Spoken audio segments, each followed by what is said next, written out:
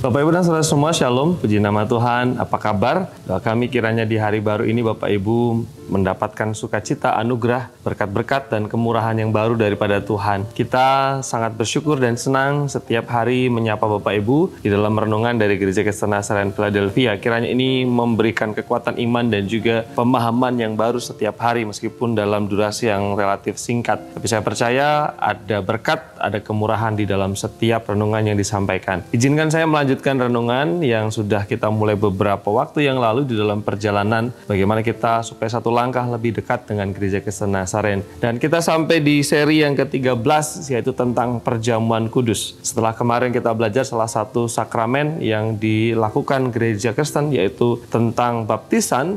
Dan sekarang di pelajaran 13 bicara tentang sakramen yang kedua yaitu tentang perjamuan kudus. Gereja Kristen Nazarean menyatakan pengakuan imannya seperti ini berkaitan dengan perjamuan kudus. Kami percaya bahwa peringatan dan perjamuan kudus yang diadakan oleh Tuhan dan Juru Selamat kita Yesus Kristus pada intinya merupakan sakramen perjanjian baru yang menyatakan kematiannya sebagai korban penebusan. Dikatakan di sini, perjamuan kudus merupakan sakramen yang menyatakan atau memberikan peringatan, jadi pengingat-ingat yang berkaitan dengan kematian Kristus sebagai korban penebusan.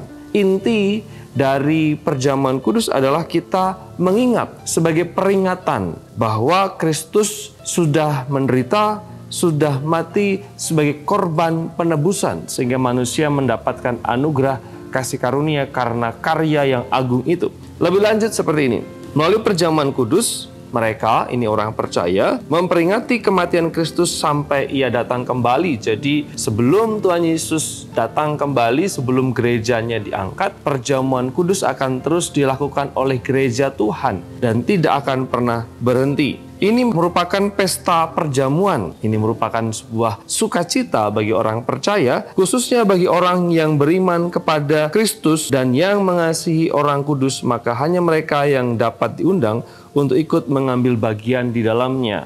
Kita selalu mengatakan bahwa perjamuan kudus di dalam Gereja Kristen Nazarean bersifat terbuka, artinya tidak dibatasi oleh keanggotaan gereja secara administratif, tapi kita percaya perjamuan kudus hanya diselenggarakan, dilayankan bagi mereka yang sudah beriman kepada Yesus Kristus. Batasannya apa? Katakan di sana beriman kepada Yesus Kristus. Secara administratif tidak harus dibaptis dulu atau sidi dulu baru perjamuan kudus di dalam Gereja Kristen Nazarean. Tapi sejauh seseorang sudah menerima Kristus, percaya kepada Yesus Kristus, beriman secara sungguh-sungguh, dia sudah dapat mengambil bagian di dalam perjamuan kudus. Ini yang kita yakini di dalam kaitannya dengan perjamuan kudus. Hal ini sesuai dengan apa yang sering kita baca, kita dengar ketika kita mengikuti perjamuan kudus dalam 1 Korintus pasal yang ke-11 ayat 24-25 yang mengatakan, dan sesudah itu ia mengucap syukur atasnya, ia memecah-mecahkannya, ini roti,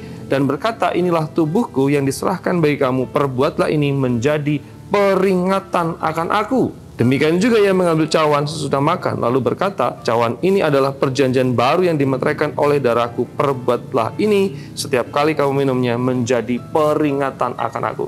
Jadi sekali lagi kita percaya bahwa perjamuan kudus adalah sebuah peringatan, sebuah lambang, sebuah cara umat Tuhan untuk mengingat karya dan kematian Kristus di kayu salib, tubuhnya yang terpecah, darahnya yang tertumpah sebagai korban penebusan yang sempurna, sehingga saya dan saudara yang percaya kepadanya beroleh damai sejahtera, pengampunan dosa, dan selamat. Mengucap syukur setiap kali kita datang di dalam perjamuan kudus karena kita bisa merayakan anugerah Tuhan dan mengingat betapa besarnya kasih Tuhan itu. Puji nama Tuhan, mari kita berdoa. Tuhan, terima kasih untuk anugerah-Mu. Kami bersyukur untuk hari yang baru dan berkat yang baru serta kebenaran yang baru. Kami bersyukur karena kami menjadi orang percaya sehingga penebusan Kristus itu efektif di dalam kehidupan kami. Berkat-Mu atas jemaat semua di dalam setiap pergumulan, bahkan yang sakit, Tuhan jamah, Tuhan kuatkan, Tuhan hiburkan, Tuhan sembuhkan. Dalam nama Tuhan Yesus kami berdoa. Amin.